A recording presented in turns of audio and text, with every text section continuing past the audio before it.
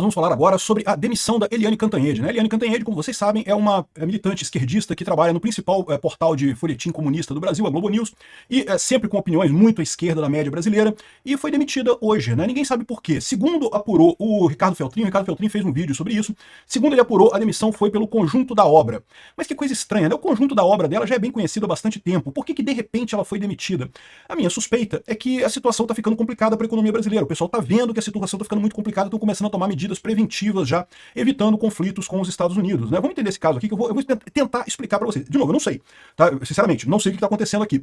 Mas a opinião que eu tenho nessa história é que o pessoal está vendo que, a economia brasileira vai piorar. O conflito do Brasil com os Estados Unidos vai piorar. A Eliane Cantanhede ofendeu os judeus há pouco tempo atrás, naquele comentário dela, por que só morre palestino, não morre palestino porque os palestinos mentem o número de mortos deles, Enfim, no final das contas, vamos entender por que isso pode estar acontecendo aqui. Tem algumas alternativas também a essa ideia, tá? Pois bem, a Eliane Cantanhede publicou esse tweet aqui agora há pouco, Depois de 15 anos felizes, 15 anos trabalhando na empresa, meu amigo. Não é pouca coisa, não. Ela não era recém-contratada da Globo, não era alguém que chegou lá outro dia. 15 anos trabalhando na mesma empresa é muita coisa, Depois de 15 anos felizes e de muita energia na Globo News, ao lado de tanta gente querida e competente, é hora de parar e reservar as noites para meus livros, séries e um bom vinhozinho. Obrigado a todos, particularmente a você, assinante, foi ótimo enquanto durou, Então, como é padrão nesse tipo de coisa, ela não vai falar que foi demitida, ou se pediu demissão, não vai falar no que aconteceu, Tá só se despedindo do público dela. É assim que as pessoas profissionais devem se comportar realmente. Mesmo que você tenha sido demitido, aprendam isso, tá? Não sacaneie o seu empregador antigo. Por mais que você tenha vontade de falar, esse filho da puta, não façam isso porque isso pode prejudicar a sua empregabilidade futura. É melhor você sair em bom termos, por mais que você esteja puto da vida. Se você não se sente capaz de falar uma mensagenzinha bonitinha dessa, não fale nada. Mas enfim, ela fez a mensagenzinha educada aqui, mas já tá correndo no mercado, todo mundo sabendo, Eliane Cantanhede é demitida da Globo News. Enfim, tá uma grande especulação sobre o que teria causado a demissão dela, porque foi uma coisa meio de supetão, Ninguém esperava esse tipo de coisa, Não deixa de ser muito marcante o fato disso ter acontecido agora, no meio do tarifaço, no meio dessa briga do STF com os Estados Unidos, essa confusão toda, ou seja, a gente não sabe exatamente o que está acontecendo aqui, mas a gente sabe que a Eliane Cantanhede tem muita entrada lá com os ministros do STF, sempre tem notícias do pessoal lá, sempre tem informação do pessoal lá. Ela continua escrevendo para a Folha de São Paulo, se não me engano, continua na Folha de São Paulo, mas saiu da Globo News. E não foi a única, tá? A PAN tá colocando aqui que tem alguma coisa acontecendo na emissora lulopetista. A emissora lulopetista é a Globo, Ontem fizeram o Marcelo Cosme, que é esse rapaz aqui, esse cara aqui, viajar para Brasília para apresentar o programa da âncora Natuza Neri. Natuza Neri é uma outra propagandista de esquerda, de extrema esquerda, outra que adora propagar mentiras da extrema esquerda, e era para ela estar apresentando o programa hoje. E aí, de repente, tiraram o cara foi para lá. Marcelo fala que volta a Brasília depois de 7 anos sem apresentar no jornal nos estúdios da Capital Federal. A última aparição da Natuza Neri foi há 4 dias atrás num podcast do G1, A Daniela Lima tá de férias. Então, é uma coisa muito curiosa o que está acontecendo nisso daqui, Parece que todas as grandes propagandistas de esquerda, de repente, sumiram, E aí fica um monte de dúvida. Por quê? Porque esse pessoal todo, a Natuza Neri, a Daniela Lima e a Eliane Cantanhede, são as principais pessoas que têm contato com o STF, que ficam o tempo todo espalhando, não, porque ministro falou não sei o que lá, porque ministro falou isso, ministro falou aquilo, eu vi nos bastidores que os ministros vão fazer isso, vão fazer aquilo. Não acho que a Rede Globo vai sofrer sanções da Lei Magnitsky, tá muito longe disso. Mas não dá para descartar que o pessoal da Rede Globo tenha percebido o problema e tenha começado a se livrar de peças que estavam sendo usadas pelo Alexandre de Moraes, Ninguém duvida que essa operação que o Alexandre de Moraes está fazendo nessa história toda aqui, esse, entre aspas, processo do Bolsonaro, o processo do, entre aspas, golpe do Alexandre de Moraes, é nada mais, nada menos que uma grande campanha de marketing contra o Bolsonaro. E só isso, e nada além disso. Não tem nada de direito nesse processo, é só campanha de marketing contra o Bolsonaro. E como toda campanha de marketing, precisa de outlets, de divulgação, que é justamente o papel que essas três faziam, Daniela Lima, Natuza Neri e a Eliane Cantanhede. E as três saíram de férias, as três estão out. A Eliane Cantanhede já sabe que demitiu, as outras duas não falaram nada. Pode ser que seja só um afastamento temporário, ou tenham tirado férias, não sabemos ainda o que é, Mas não dá para descartar a possibilidade de que a Globo está mesmo temendo alguma associação a essa história, A Globo é uma empresa privada, é uma empresa que está bem de vida, o pessoal às vezes fica achando que a Globo vai falir, coisa e tal. Eu sempre falei que eu acho muito pouco provável que a Globo vá à falência. Mas eu acho muito provável que ela diminua muito a importância dela na programação brasileira, no dia a dia dos brasileiros, Ela certamente vai diminuir de importância muito, E ela está preocupada. Pode ser que seja isso. Pode ser preocupação com esses rabos que a Eliane Cantanhede e essas outras moças tiveram, enquanto o pessoal estava achando lá em Brasília que não, a gente sabe que a gente está fazendo merda com o Bolsonaro, mas não vai acontecer nada, porque tá o STF tá do nosso lado, o STF vai decidir tudo e coisa e tal. Agora que viram que esse negócio de que não vai dar merda não é bem assim, que pode dar merda, tá todo mundo recalculando a sua posição nessa história. E não dá para descartar que a Rede Globo começou a achar muito arriscado ela manter esse pessoal muito ligado aos ministros do STF na sua grade, Tem o caso que ela falou sobre a crueldade enfrentada pelos ministros sancionados, que tiveram seus vícios de familiares caçados e não sei o que lá, sem qualquer notificação, esquecendo da crueldade com o Clesão, com as pessoas de idade que estão presas lá na Papuda, uma coisa absurda, tudo isso, toda essa violência que o Alexandre de Moraes tem feito aqui, E é aquilo que eu falei para vocês, esse pessoal, eles fizeram essa coisa toda esperando chegar no final, condenar Bolsonaro e aí ter aquele consenso social, não, agora Bolsonaro tá condenado, Bolsonaro é um bandido. E aí mesmo que, por mais que tivesse gente falando, não, que tá errado esse processo, que não sei o que lá, não sei o que lá. Sempre veria o pessoal falando, não, mas o STF condenou, o STF disse que é culpado, foi um processo, teve todo um processo para fazer isso, condenar o Bolsonaro, não sei o que lá. Esse pessoal tá desesperado. Qual é o motivo deles demitirem ou tirarem a Cantanhede e potencialmente outras pessoas? A gente não sabe isso daqui, tá? Isso aqui é só a suspeita aqui da PAN dizendo que parece que sumiu essas pessoas, mas a gente não sabe o que aconteceu. Pode ser também outra coisa, pode ser as próprias pessoas com medo, né? Você sabe, tá todo mundo agora com medo de não ver mais o Pateta, né? Pô, o pessoal gosta de ver o Pato Donald, né? Então o pessoal fica com medo, cara, sabe? Magnitsky dói, meu amigo. Né? O Moraes pode bater no peito e falar, não me importa, tá tranquilo, vou continuar operando do jeito normal, coisa e tal, mas a Cantanhede, se levar uma Magnitsky na cara, tá ferrada, não tem o que fazer da vida dela, né? Esse é o Ancapso e nós vamos falar agora sobre uma usina da Raízen que foi fechada lá em São Paulo, tá? A Raízen é uma grande produtora de etanol e açúcar e energia no Brasil, e o Rubens Ometo é um dos empresários que mais apoiou o Lula nessa história, e agora a situação ficou complicada, né? É lógico, você pode dizer que esse fechamento da usina não teve nada a ver com as sanções do Trump, nada a ver com nada. Eu, sinceramente, não sei qual é o impacto das sanções do Trump na operação da Raízen, mas o fato é que todo mundo está sabendo que a situação econômica no Brasil está ficando crítica com essa história e tende a piorar muito. Até o cara que era amigo do Lula, o Rubens Ometo, olha só, foi o primeiro empresário a ter audiência privativa com o Lula no Planalto, né? Ele doou não sei quantos milhões para a campanha do Lula, que estamos ferrados, diz empresário que doou 1 milhão pro PT. Pois é, meu amigo, faz o L aí, o Rubens Ometo. Até esse pessoal tá se ferrando. Aliás, esse pessoal tá se ferrando mais. Você lembra quando eu disse que o Trump deveria focar as sanções dele em itens que são dos empresários amigos do Lula? Eu acho que talvez o Trump esteja ouvindo meu canal, hein? Não sei não, hein? Eu tô de brincadeira, eu sei que não ouviu, mas alguém teve a mesma ideia que eu e focou exatamente nisso daí, né? Então, o que aconteceu agora? A Raízen fechou uma usina no interior de São Paulo e demitiu cerca de 2 mil funcionários. A empresa decidiu vender 3,6 milhões de toneladas de cana-de-açúcar para pagar parte de suas dívidas. Uma coisa que eu falo sempre aqui no canal, e o pessoal não presta muita atenção, é que o pessoal foca muito em comércio. Não, mas o nosso comércio com a China é maior que o nosso comércio com os Estados Unidos. E estão esquecendo da questão dos investimentos. Finalmente, aqui, olha só, o Cláudio Dantas, que era do antagonista, ele fez uma reportagem exatamente sobre isso. Ele fala que o grosso ainda vai entrar. E aí ele explica que se você olhar os produtos entre Brasil e China, Brasil e China e Brasil e Estados Unidos, os Estados Unidos importam coisas diferentes da China. A China só importa produto, só importa matéria-prima e agricultura e produtos. Nada de coisa industrializada. Os Estados Unidos importam um monte de coisa industrializada do Brasil.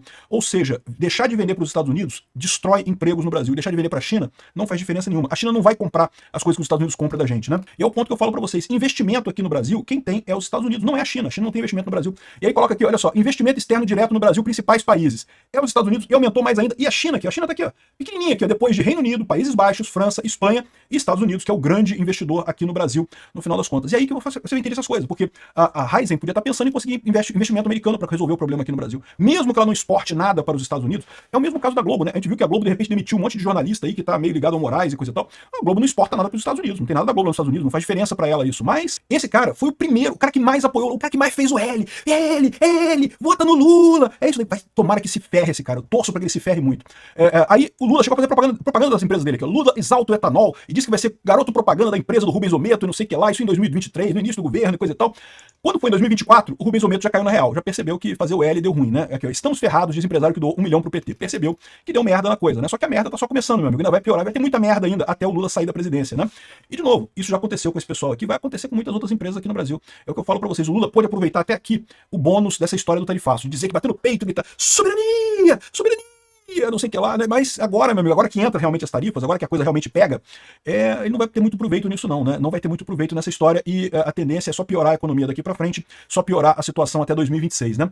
E nós vamos falar agora sobre as sanções ao Alexandre de Moraes, que parece que já estão começando, tá? Como a gente falou, as empresas, mesmo empresas brasileiras que façam alguma coisa de operação nos Estados Unidos, são obrigadas a tirar o Alexandre de Moraes do seu quadro de clientes, né? Não podem mais prestar serviço para eles, né? E parece que muito disso já está acontecendo. Isso saiu essa novidade aqui, ó, nesse quadro da Globo News, aqui a Globo News e todos as coisas está falando sobre isso. Vamos entender o que eles estão falando aqui, porque parece que já começaram a cancelar os cartões do Xandão, meu amigo. Xandão já está sendo recusado, tá tentando comprar as coisas, já não consegue mais comprar. E vai piorar daqui para frente. Pois bem, olha só, eu vou tocar esse trecho aqui. É grande esse vídeo dele aqui, mas eu tenho que tocar porque realmente é muito interessante, olha só. Os bancos fizeram consultas a escritórios, tanto no Brasil quanto nos Estados Unidos e em Nova York, para saber, a partir da ordem executiva baixada, qual era o alcance dela em relação a Alexandre de Moraes. Os bancos fizeram essa consulta e levaram essa informação até o Supremo Tribunal Federal. No entendimento dos bancos, como a decisão em relação a Alexandre de Moraes é genérica, né, você já teve outras decisões de sanções em que elas são mais detalhadas, dizendo exatamente o que vai ser punido com sanção e o que não vai ser. Quando ela é genérica, segundo os escritórios ali consultados, ela basicamente aplica sanção quando você tem operação com moeda internacional. No caso do Alexandre de Moraes, se ele fizer, segundo a avaliação dos bancos, que foi passada para o Supremo, se ele fizer operações com real aqui dentro, tem uma conta no banco, ele opera aqui, paga contas em real, isso não vai ser sancionado. Então, lembra, ontem eu fiz um vídeo sobre isso, né? Os grandes bancos brasileiros, eles estão procurando essas empresas, procurando especialistas para entender o que eles têm que fazer, o que eles não podem fazer, né? E realmente a visão que eles têm é, operação com dólar realmente não pode nada.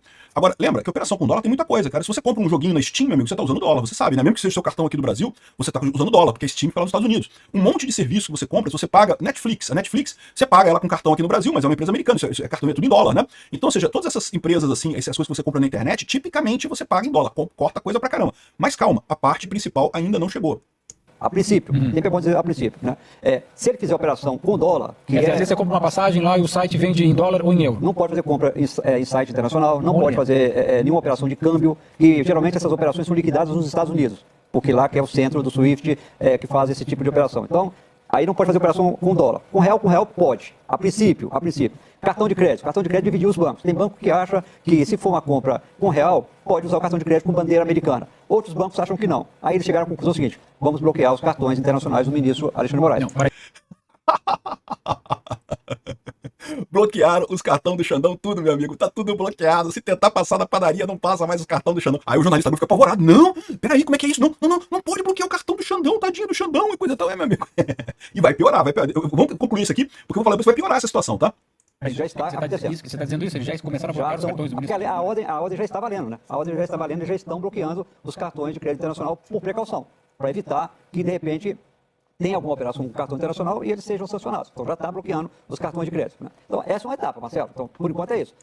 Ou seja, até aqui o que os bancos decidiram é isso. Ele não pode fazer operação em dólar e os cartões estão bloqueados, todos eles, os cartões internacionais estão bloqueados, todos eles. Aqui no Brasil, em princípio, ele vai poder ter a conta corrente nos bancos aqui. Mas o pessoal está dizendo aqui que a coisa é mais profunda que isso, né? Um advogado especializado em casos da Lei Magnitsky avalia que poucas empresas financeiras assumiriam o risco de continuarem atendendo o ministro. Por quê? Porque as sanções são pesadas. O caso do cartão de crédito, lembra que eu falei, bloqueou o cartão de crédito por conta do risco de sofrerem sanções americanas. São multas pesadas pra caramba, né? Multas muito pesadas no final das contas.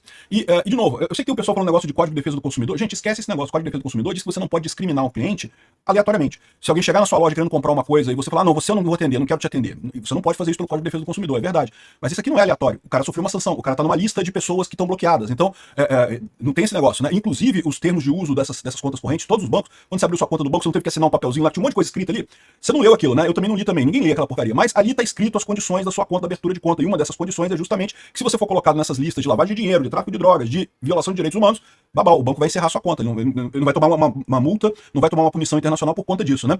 Então, esse advogado aqui tá falando que vai ser pior ainda, que ele não vai poder manter nem as contas correntes dele aqui no Brasil. Então, por enquanto, os bancos estão entendendo que não, que se ele fizer coisa em real, que não vai ter problema, então em tese ele poderia continuar recebendo o salário dele do STF, muito embora, você lembra, né? Para esses ministros do STF, o salário é um mero detalhe, tá? O dinheiro, o grosso do dinheiro deles é feito nos escritórios de advocacia associados a eles, né? E nós vamos falar do enorme racha que está acontecendo no STF. Meu amigo, a coisa tá séria. Ontem a gente já falou que o racha tá claro, né? Que teve o jantar lá na casa do Lula, que não foi, a maior parte dos ministros não foram. Depois teve alguns que foram mais tarde, tá? Então no final ficou 6-5 o racha em termos de jantar do Lula. Mas agora a gente tem uma outra informação também, que lembra aquela declaração que o Barroso fez, né? Dizendo que se solidariza com o Alexandre de Moraes, que os votos deles foram referendados pelas turmas e pelo plenário, não sei o que lá. Essa declaração, agora a gente sabe que a maioria do STF não quis assinar aquela carta. Aquela declaração seria assinada por todos os ministros do STF, é o que o Alexandre de Moraes pediu. E aí a maior parte dele se recusou a assinar, por isso que a carta final foi só do STF e só o Barroso que falou publicamente sobre isso, e ainda falou daquele jeito totalmente constrangido, né? Vamos entender esse caso aqui, porque isso é ótimo pra gente, vocês sabem, né? É o que eu falo pra vocês, a saída é Congresso e o racha do STF. É aí que a gente vai resolver esse problema. Então tá aqui, ó, a maioria do STF se negou a assinar carta em favor de Moraes de site, né?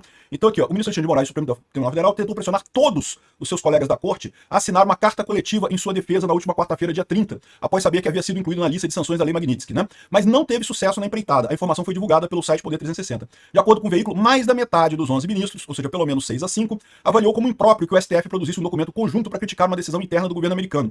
A recusa teria sido uma decepção para Moraes, que esperava respaldo integral dos colegas contra restrições aplicadas nos Estados Unidos contra ele. Alexandre de Moraes percebeu que, meu amigo, fudeu pra ele, né? Fudeu. Agora é ele que tá na berlinda, né? O pessoal não vai botar a cabeça para ser cortada também, né? Diante do impasse, então, que se optou por divulgar apenas uma nota institucional em tom neutro, assinada pelo presidente do Supremo, Luiz Roberto Barroso, que sequer mencionou os Estados Unidos. Foi aquela nota que a gente mencionou, né? E aí, como alternativa, teve o jantar, né? Vamos fazer o jantar na casa do Lula. Só que também o jantar na casa jantar de ministros com Lula fracassou, expõe esse racha no STF. O Lula mandou convite para 11 ministros, compareceram 6. Lembra? Quando eu fiz o meu vídeo ontem, tinham comparecido só 4. Depois teve outros 2 que foram à noite, que foi o Flávio Dino e o Alexandre de Moraes. Eles foram à noite. Então eu estou dizendo aqui que foram 6, mas na verdade foram 4, depois mais 2, tá? Não foram 6 ao mesmo tempo, não, tá? Ou seja, fracassou essa coisa toda. E por que o Dino e o Moraes foram só depois? Porque eles estavam viajando, só chegaram mais tarde em Brasília, né? Então, foram no tal do jantar do Lula, mas só 6 dos 11 ministros. Aí você pode falar assim, Peter, mas olha só, ainda tem maioria, ainda tem 6-5, 6 foram no jantar. Meu amigo, mas a maioria se recusou a assinar a carta. O racha existe. E o tamanho desse racha meio que não importa, porque o fato do STF não estar mais unânime apoiando o Moraes abertamente, isso mostra que ferrou pro Moraes, cara. Ele sabe que estava exagerando a coisa. Todo mundo ali no STF sabe que estava havendo um exagero nessa história, né? E até aqui estava todo mundo bancando essas decisões do Alexandre de Moraes, embora soubessem que elas eram absurdas, em nome da pacificação nacional. Não, vamos destruir o bolsonarismo, que aí vai pacificar o Brasil e coisa e tal. Na cabeça desse pessoal era isso que eles pensavam que iam fazer mesmo, né? Eles não percebem que é o contrário, o que eles estão fazendo é atiçar a polarização no Brasil com essa caça às bruxas contra Bolsonaro e bolsonaristas, né? E nós vamos falar agora da sessão de abertura do STF depois do recesso, né? Como estava previsto, hoje é o reinício dos trabalhos lá no STF e teve a primeira sessão. Havia inclusive pauta, coisas para julgar e coisa e tal, mas acabou que a sessão durou só 1 hora e foi uma sessão de desagravo ao Alexandre de Moraes. O que chamou a atenção que 3 juízes do STF foram muito enfáticos em defender o Alexandre de Moraes. Barroso, Gilmar Mendes e o próprio Alexandre de Moraes. Os 3 defenderam, criticaram o Trump, chamaram o Trump de miliciano. Ih, rapaz, o negócio tá feio ali pros 3, né? O resto do STF ficou calado. Isso é tão importante quanto, né? Se imaginava que o Alexandre de Moraes falaria muita coisa, mas o que tá acontecendo é aquilo que a gente falou, rachou a coisa. E agora a gente vai descobrir o quão amador é o lado político do Alexandre de Moraes nessa história. Vamos entender isso aqui essa noite. Então tá aqui, a gente vai falar sobre o discurso do Moraes, que ele falou que uma organização criminosa miliciana tenta coagir o STF. Vocês lembram que ontem teve uma declaração da Andréa Sadi na Rede Globo que dizia que era uma imposição miliciana, né? A sanção miliciana, dando a entender que os Estados Unidos eram milicianos também. Agora todo mundo que eles não gostam é miliciano, né? Adivinha, é o que eu falo pra vocês, nessa dia ouve direto o Alexandre de Moraes. Esses jornalistas todos, quando falam que ministros do STF falaram não sei o que lá, ministros, o Alexandre de Moraes principalmente. De vez em quando é o Gilmar Mendes também.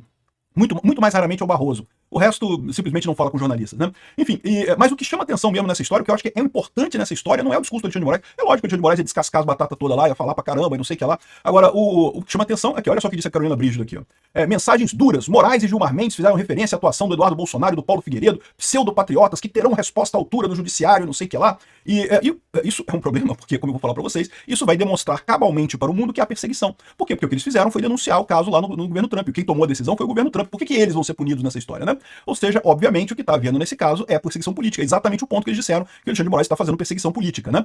Vamos ver qual vai ser a decisão que vão tomar em relação a esse caso. Lembra que esse caso está na mão do Alexandre de Moraes também, né? O modus operandi golpista é o mesmo. Estamos sofrendo um novo golpe. Nesse momento estamos sob golpe. Sabe o que isso faz, Moraes? Isso faz com que fique claro que você não tinha golpe nenhum, porque o que ele está sentindo é justamente oposição, pessoas criticando o que ele está fazendo, dentro de mecanismos institucionais. A Lei Magnitsky é um mecanismo institucional. Mas aí deixa claro o que ele enxerga como golpe nessa história é o pessoal não gostar do que ele está fazendo, né? Mas enfim, ele chorar essas pitangas aqui, isso não quer dizer nada. O primeiro a discursar foi o Barroso, que fez a defesa institucional do tribunal, enfatizou que os réus serão julgados e coisa e tal. Aí depois desses 3, então esses 3 ficaram ali, né? Apoiaram o Moraes. Depois o Procurador-Geral da República, o Paulo Gonet e o Jorge Messias também entoaram o coro pró-Moraes, fizeram um discurso a favor do Alexandre de Moraes, criticando a coisa toda. Não houve, e de novo, apesar do apoio efusivo dos colegas, também ecoou o silêncio da maioria do plenário. O microfone estava aberto, meu amigo. Qualquer ministro que quisesse se manifestar poderia fazer isso. Os outros 8 integrantes da corte não falaram. 8-3. Eu gosto desse número. 8-3 é um bom número. Tá? A Mariana Sanches, do UOL News, apurou que existem 4 ministros do STF na lista de possíveis Magnitskys. Ou seja, depois do Alexandre de Moraes, tem mais 4 que estão na fila. Vamos fazer as apostas para ver quem são esses 4? Ela não sabe quem são, não. Um é o Barroso. Um é o Barroso. O outro é o Gilmar Mendes, evidentemente. Quem são os outros 2? Vamos entender esse caso aqui e também vamos falar um pouco sobre a Microsoft, que diz que não vai bloquear o acesso ao STF. É lógico que não vai bloquear o acesso ao STF. Não é o STF que está recebendo sanções. É o Alexandre de Moraes que está recebendo sanções. Ah, mas o Alexandre de Moraes, dentro do STF, ele usa a Microsoft. Mas aí não tem problema para a Microsoft. A Microsoft está prestando serviço para o STF, né? Vamos entender esse assunto todo aqui. Pois bem, o governo Trump quer aplicar a Lei Magnitsky a mais 4 ministros. Além do Alexandre de Moraes, entrariam 4 outros ministros nessa brincadeira, né? Então quem apurou isso foi a Mariana Sanches, do UOL. Ela disse que o Luiz Roberto Barroso seria um dos alvos das novas sanções. A intenção, segundo a colunista, é aumentar a pressão sobre o Congresso brasileiro para aprovar a anistia ampla, geral e restrita e acabar com essa palhaçada toda contra o Bolsonaro, né? Nessa semana, acompanhamos a concretização da aplicação da Lei Magnitsky, que vinha sendo especulada há meses em relação ao Moraes. Agora, existe uma clara disposição aqui em Washington do governo Trump, especialmente das alas mais ideológicas, que isso não pare por aí. E mais do que isso, já apurei que há discussões sobre incluir outros ministros na Lei Magnitsky, assim como o Moraes. Há discussões sobre 4 outros ministros. Com certeza Barroso seria um deles, conforme disseram as fontes americanas. Não é um processo rápido. O do Moraes, que os bolsonaristas mais queriam, era a prioridade deles, mas há outros ministros que devem ser atingidos. Ou seja, o que deu para entender aqui é que para botar o nome de alguém na lista do Magnitsky, leva um processo. A gente lembra disso. O próprio Marco Rubio falou isso, né? O Marco Rubio falou que tem todo um processo, que passa por 4 ministérios americanos. Cada ministério tem que criar um grupo de trabalho para avaliar o impacto daquelas sanções contra aquela pessoa. Então passa pelo Ministério da Justiça, o Ministério do Tesouro, né, que é o Ministério da Economia lá, o Ministério das Relações Exteriores, e tem um outro que eu não lembro, mas são 4 ministérios que são envolvidos na Lei Magnitsky, né? E todos eles têm que aprovar, dar o sinal verde. Aí quem age de fato é o Ministério da Economia lá, o Bassett, né, que colocou o Alexandre de Moraes nessa lista, né? Então, esse é um processo, não é uma coisa assim, não é chegar e botar, né? Tem todo um processo para passar por isso aí. E o Moraes já passou por esse processo, já recebeu o prêmiozinho dele, mas tem 4 outros ministros aí na boca para receber o mesmo prêmio que o Alexandre de Moraes, né? Aqui, ó, essas mesmas fontes me disseram que há o risco do Congresso também ser atingido em uma tentativa de forçá-los a votar a questão da anistia a Jair Bolsonaro. Trata-se de uma ameaça clara de sanções às autoridades brasileiras caso não se comportem como a Casa Branca deseja. É lógico, né? A gente tá falando aqui de esquerdista que tá super chateado com isso, que coisa triste, não pode, né? O pessoal tem que perceber que tá fazendo errado e tem que corrigir mesmo o que tá fazendo, né? A Casa Branca vê a situação judicial de Jair Bolsonaro como uma emergência nacional americana, como uma suposta censura e atuação do STF para a regulamentação das Big Techs. Esses são os 2 motivos listados pela Casa Branca na ordem executiva que implementou o adicional de 40% de tarifa e 10% anunciado em abril, né? A gente já sabia, né? E em nome dessa questão política, Washington estaria disposto a ir muito mais longe do que foi agora. Isso está bastante claro. A própria diplomacia brasileira sabe que isso está em curso e monitora a situação. Então, ou seja, a coisa... Vem mais coisa por aí. A resposta do Brasil também depende nesse aspecto, se afinal se haverá mesmo uma escalada cada vez maior das punições a Washington. Então isso daqui pra mim tá muito claro que é um aviso do Trump, né? O Trump, por enquanto, ele deu a pauladinha, já botou 50% de tarifa em um monte de coisa e já botou a Magnitsky no Alexandre de Moraes, que ele sabe que esse não tinha chance, esse não ia voltar atrás em nada, né? Agora, os outros ministros do STF, vamos ver como é que eles vão se comportar, né? Se aparecer todo mundo na foto junto com o Alexandre de Moraes, a situação se agrava. Agora, eles falaram de 4 nomes. Quem será que seriam esses 4 nomes junto com o Alexandre de Moraes, né? Eu, se fosse chutar, eu não tenho informação nenhuma sobre isso, eu chutaria o Barroso. O Barroso já confirmou que o Barroso é um deles, né? O segundo seria o Gilmar Mendes, evidentemente. O terceiro e o quarto, eu chutaria Dino e Zanin, mas realmente não sei. O Dino e o Zanin são outros que têm sistematicamente votado com o Alexandre de Moraes, por conta até de terem sido indicados pelo Lula, que foi colocado na cadeira da presidência pelo Alexandre de Moraes. Então faz todo sentido que esse seja o quarteto mágico aí que vai levar o ferro da Magnitsky, né? Bom, eu não sei, né? É minha suposição. O que você acha? Você acha que outra coisa? Coloca aqui nos comentários isso, né?